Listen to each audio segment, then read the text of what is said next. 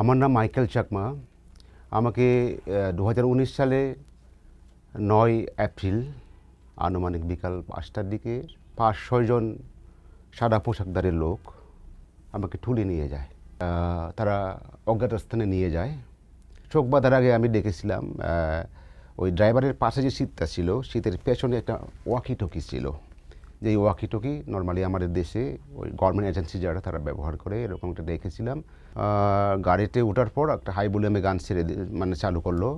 তারপর গাড়িতে চলতে লাগলো। আমি তো মনে করছিলাম তারা মেরে ফেলবে। এটারা ইউপিডিএফের এক্সপোর্টম্যান হিসেবে কাজ, মানে তখন আমি দায়িত্বে ছিলাম। গাড়ি থেকে নামার সাথে সাথে একেবারে লাউডলি আমি স্লোগান দিচ্ছিলাম উচ্চস্বরে, মানে লং লিভ ইউপিডিএফ, নিপসের জনতার সংগ্রাম দীর্ঘজীবী হোক, মানে এভাবে আমি অনেক স্লোগান আমি দিচ্ছিলাম। তো এভাবে স্লোগান দিতে দিতে আমি কখন একটা ঘরের ভিতর ঢুকালো আমি ঠিক বুঝলাম না। মানে আমি হাঁটিনি, দুজন লোক ধরে আমাকে হেঁটে একটা ঘরের ভিতর ঢুকালো, একটা ঠুলের মধ্যে বসালো। তবু আমি বুঝতাম না যে আমাকে কোথায় নিয়ে আসা হয়েছে এবং কী করা হবে। আমি তবুও তখন ধরে নিয়েছিলাম এখানে আমাকে মেরে ফেলবে, শ্যুট করবে বলে। তখন আমার চোখ বাঁধা, আমাকে ওখানে নিয়ে যায় টেবিলে। আমার চোখ বাঁধা, একটু একেবারে চোখ প্রথমে কাপড় দিয়ে বাঁধে, তারপর টুপি পরিয়ে দিয়ে ওই জায়গায় নিয়ে গিয়েও তারপর আমার আরও একটা কাপড় বেঁধে দেয়।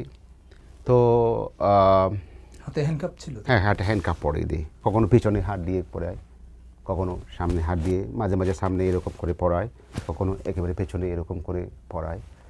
তো চোখ বাঁধা, সামনের লোকটা কাউকে দেখা যায় না। এরকম কয়দিন আপনার সঙ্গে এই ইন্টারোগেশন বা ওদের জিজ্ঞাসাবাদ চলেছে? যতদিন প্রয়োজন, বেশ কিছুদিন তারা আমার এটা চলছে। তার ওদের একটা ইয়ে আছে, মানে মানে বুঝলাম আর কি, তাদের যে একটা সিস্টেম আছে, তাদের যে যা জানতে চায়, যতদিন তারা সেই কথাগুলো শেষ না করবে ততদিন তারা হয় 10 দিন, 15 দিন, 20 দিন, আমার কাছে কমপক্ষে তারা মাস দেড়েক পর্যন্ত আসা যাওয়া করেছে। আবার প্রথম অবস্থায় আমাকে ওখানে ভয় দেখিয়েছিল একটা চেয়ারে বসিয়ে। এভাবে একটা চেয়ার ছিল, ওখানে লক করা যায় হাত, চেয়ারের ভিতর, চেয়ারের মধ্যে এটা লকটা আছে, এভাবে লক করা যায়, 2 হাত লক করে দেয়, পায়ের এই এটা লক করার ব্যবস্থা আছে। তারপরে আমার একটা দড়ি, যে এখানটায় পেঁচিয়ে পেঁচিয়ে পেঁচিয়ে এভাবে পেঁচিয়ে পেঁচিয়ে বাহুসহ এই চেয়ারে এভাবে মাথা পর্যন্ত পেঁচায়, একদম চেয়ারে এভাবে বসতে হয়। চেয়ারটা যদি একটু মানে মানে টালা দিলে তাহলে চেয়ারটা একটু ঘুরে, একদম জোরে জোরে ঘুরে চেয়ারটা। তারপরে সে আমাকে ভয় দেখাচ্ছে যে তোমাকে এখন 240 ভোল্টেজের মানে কারেন্টে আমি পুড়ে ফেলবো, তো বললো তোমার অস্ত্র কোথায়। সে আমাকে ভয় দেখাচ্ছিল। আমি বললাম আমার তো কোনো অস্ত্র নয়, আমি তো ছিলাম ঢাকায়, আমি তো ঢাকায় থাকি অনেক বছর ধরে, আমার কাছে তো কোনো অস্ত্র নাই, আমি তো অস্ত্র রাজনীতি করি না। পরে এসব কথা বলতে বলতে সে শান্ত হয়ে গেল। তারপর ওটা খুলে দিল বাদনটা, মানে আমাকে একটা জায়গায় রাখলো ওখানে। ওই জায়গাগুলো তো আলো বাতাস পাওয়া যায় না, মানে কোনো জানালা কিছু নাই, গর্তাতে কোনো এটা অনেক বড় জায়গা, কিন্তু আমাকে অনেকগুলো জায়গায় রাখা হলো এই 5টা বছরে। সেখানে বিভিন্ন জায়গায়, এখানে কিছু কিছু মানে কয়েক মাস, ওখানে কয়েক মাস, এরকম করে। এই যে 5 বছর কতগুলো জায়গায় রেখেছে আনুমানিক, এবং কি ব্যবহার করেছে আপনার সঙ্গে? আমাকে ওখানে প্রায় 4-5টা জায়গায় রেখেছে তারা।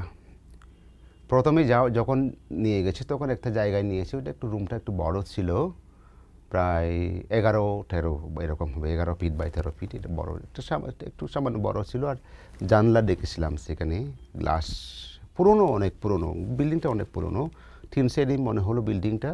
আর কাছের যে জানলাগুলো অনেক পুরনো স্টাইলের, নতুন মডার্ন না, অনেক পুরনো স্টাইল, এবং সেই কাঁচ জানলার উপর কালো রং দিয়ে একদম কোনো আলো আসতে না পারে বা পারে না, আর বাইরের ভিতর থেকে কিছু দেখা যায় না, এটা একদম বড় চিকল দিয়ে বাঁধা, ওই যে জানলা যেন খোলা না যায় এরকম অবস্থা। আর খার একটা ছিল মাঝখানে। তারপরে এই 5 বছর 3 মাসে আপনাকে 4-5টা জায়গায় রেখেছে, আপনার উপর কি কোনো নির্যাতন বা কোনো ধরনের অত্যাচার হয়েছে? ওখানে রাখাটা তো অত্যাচার, যেভাবে তারা রাখে না, এটা তো অত্যন্ত অমানবিক। এবার মানুষের বসবাসের জায়গা না, মানুষ এভাবে বাঁচে না, তো এটা তো একদম খবরের মতো। গুহা আছে না, গুহা এটা মানুষ যেভাবে একদম কিছুই দেখে না, খবরে থাকলে মানুষ যে কিছুই দেখে না, ঠিক এইরকম। এটা তো মানুষের বাঁচার মতো কোনো জায়গা না, একদম কোনো জানলা নাই, একদম কোনো আলো ঢুকে না, বাতাস ঢুকে না, শুধু চারিদিকে দেয়াল আর সামনে যে দরজা থাকে, এটা দুটো দরজা, একটা কাঠের দরজা আছে বাইরে আর একটা চিকের দরজা, যেটা জেলের মতো চিকের দরজা আছে লোহার, ওটা সবসময় বন্ধ থাকে তালা দিয়ে। ওই ইয়েটা কাঠের দরজাটা মানে খোলা রাখে, প্রয়োজনে আবার বন্ধ করে, তাদের প্রয়োজনে যতক্ষণ প্রয়োজন বন্ধ রাখে তখন। ওটা খুললেও শুধু আপনি সামনেটা দেখবেন, সামনে একটা ওয়াল, তো এটা কিছু না। রুমগুলো তো ছোটো ছোটো একদম, মানে কোনো কোনো রুম 8 ফিট বাই 11 ফিট, আমি ইয়ে করে দেখেছি। কোনো কোনো রুম 7 ফিট বাই 11 ফিট, কোনো কোনো রুম ছিল 8 ফিট বাই 11 বা 12 ফিট এরকমের, মানে একদম ছোটো ছোটো রুম। ওখানে ছোটো একটা খাট আছে 3 ফিট বাই 7 ফিটের, লোহার, কোনো কোনো জায়গায় খাটের। তো ওভাবে তারা ওই জায়গায় থাকাটা তো একটা অত্যাচার বড় রকমের। আর ওখানে ফ্যান যে আছে, অনেক বড় বড় ফ্যান, বড় শব্দ তৈরি করে, খানে একদম খান ব্যাটা করে দীর্ঘদিন আপনি কোনো বিরতি দেবে না, একদম 24 ঘন্টা ফ্যান চালাবে একদম অনেক উচ্চ শব্দে। তো তখন কিছুই শোনা যায় না। তার যেটা কষ্ট হয় আপনার, যেটা কষ্ট হয়, মারধর করে না, আমাকে মারধর করে নেই, আমাকে মারধর করেনি, কিন্তু আমার সাথে এই যে ব্যবহারগুলো করছে, যেটা আপনার কষ্ট হয়। গরমে মনে করেন আপনার গরমে একদম একদম ভিজে গেছে শরীর, প্রচুর গরম, ঘুমাতে পারছেন না, তখন যে সাইডে ফ্যান, ওখানে ফ্যানের বাতাস, ফ্যানগুলো উপরে থাকে, গায়ে লাগে না বাতাস। কোনো কোনো সময় দুপুরে প্রচুর গরম পড়লে বাইরে যদি ওই বাইরের ফ্যানগুলো ছেড়ে দেয়, যেন গরম বাতাসটা এসে পড়ে আবার গায়ে। তো ওইভাবে তারা আমাকে রেখেছে ওই রুমগুলোতে। খাবার দাবার কেমন দিত তারা? খাবার দাবারটা তারা 3 বেলায় খাবার দিত, সকালে নাস্তা, দুপুরে রাতে ভাত, সাথে প্রতিদিন মাংস দেয়। পরিমাণ কখনো কম, কখনো খাওয়ার মতো, আর কখনো সেটা মাঝে মাঝে খাওয়া যেত না।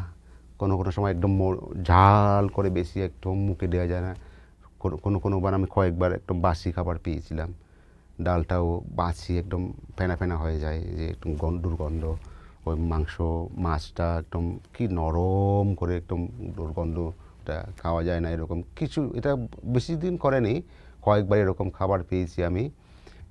খাবার দিয়ে অত্যাচার, ফ্যান দিয়ে অত্যাচার। ওখানে যা গোসলের সময় তারা কখনো কোনো সময় আমাকে একেবারে 2টা 3টা আজানের সময় শোনা যায়, তো একটা আইডিয়া করা যায়। তো এই যে এত দীর্ঘ সময়, এতদিন আপনি এরকম আটক বন্দি ছিলেন একটা, বলছেন যে গর্তের মতো, গুহার মতো জায়গায়, তো আপনার মানসিক অবস্থাটা কেমন ছিল ওই সময়ে?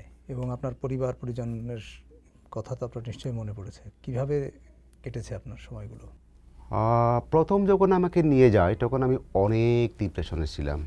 মানে আমি ভাবতাম আমার পরিবার, আমার ভাই বোন যারা আছে, বাবা কেমন আছে, বাবা তো অনেক বয়স হয়েছে, বা সে একটু অসুস্থ ছিল, চোখের সমস্যা ছিল। তো আমি সেটা ভাবতাম আমার পরিবার হয়তো আমাকে তো জানে না আমি কোর্টে আছি, হয়তো আমাকে তারা খুঁজতেছে বিভিন্ন জায়গায়, হয়তো থানায় যাচ্ছে, কোর্টে যাচ্ছে, হয়তো আমার কোথাও লাশ খুঁজতে যাচ্ছে যদি হয়। যা আমি অনেক কল্পনা করতাম, মানে আমি অনেক কষ্ট পেতাম, মানে ঘুমাতে পারতাম না ঠিক মতো। আমি কান্নাকাটি করিনি তেমন একটা, আমি অনেকের কান্না শুনতাম সেখানে, অনেক লোকের কান্না শুনতাম, তারা নামাজ পড়তো, কান্নাকাটি করতো, নানা রকম তাদের মানে আওয়াজটা শোনা যেত, অনেক বড় বড় কেউ কেউ একটু হাও বাও করে কান্নাকাটি করতো। নাম দিয়েছে আয়নাগর, তো আমিও বলছি কারণ এটা আয়নাগর। ওই জায়গায়, যে আমি তো বলি জেল, এটা হচ্ছে বেআইনি, এটা গোপন জেল, বিশেষ জেল তারা বলতো, তারাও বলতো জেল। এটা কোন সংস্থার ছিল, এটা কি কখনো ধারণা করতে পেরেছেন? কথাবার্তা বা তাদের আচরণ সব কিছু শুনলে আমার মনে হচ্ছে তারা মানে গোয়েন্দা সংস্থার কোন লোক। বলে না তারা কোন বাহিনী, এটা কোন বাহিনী তারা বলে না, কিন্তু তারা আবার যারা ওখানে সাধারণ ডিউটিতে তারা থাকে, খাবার দাবার দেয়, তারা কিন্তু কারারক্ষী মনে হয়েছে আমার কাছে। তো ওইখানে আপনি অনেক মানুষের আওয়াজ শুনতেন, কত মানুষ হবে বা কারোর সঙ্গে কি দেখা হয়েছে কোনোভাবে ওইখানে? প্রথম যখন আমাকে নেয় তখন 2টা রুমে রাখে। প্রথমে একটা রুমে তো ছিলাম একাই, ওদিকে কোনো লোক ছিল না, মানে ওটা আলাদা একটা রুম, ওই যেটা বড় রুম বললাম একটু। ওখান থেকে 5-7 দিন পরে অন্য রিসিভ করে আমাকে।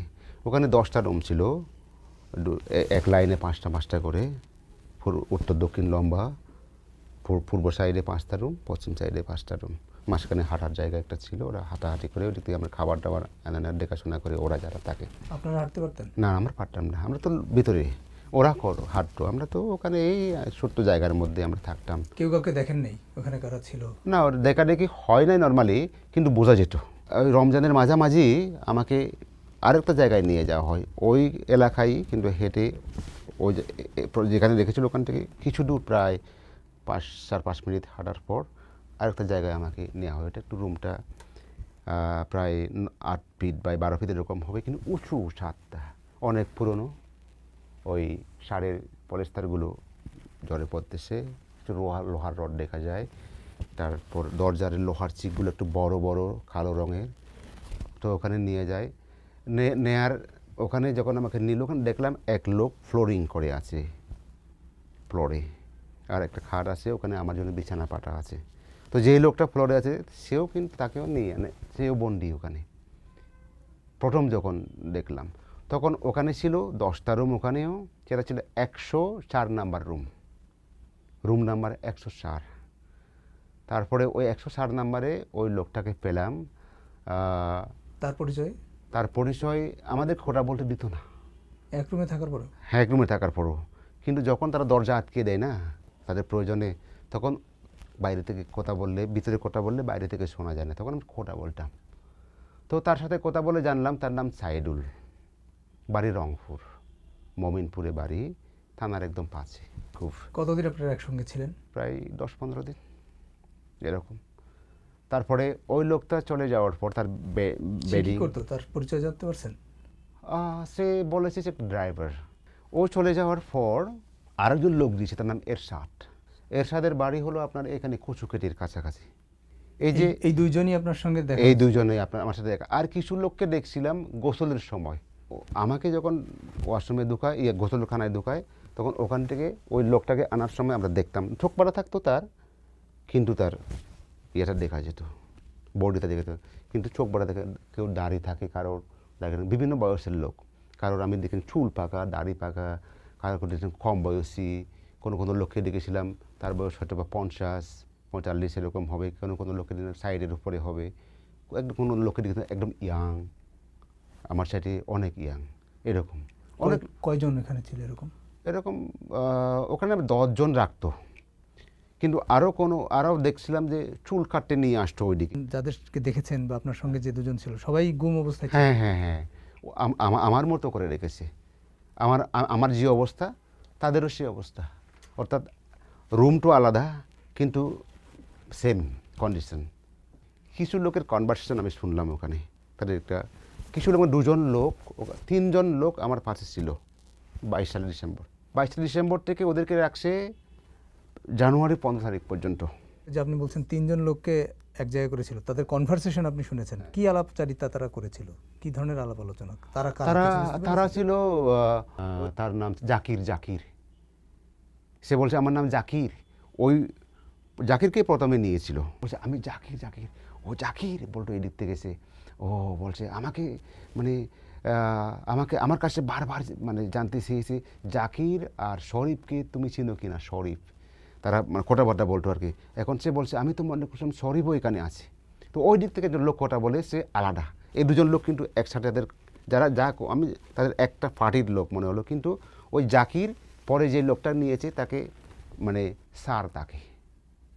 স্যার ডাকে, কিন্তু ওই জাকির বলছিল ওই লোকটাকে, এদেরকে বিশ্বাস করো না, এখানে দেখা করতে সেটা বিশ্বাস করো না, কিছু বলবা না।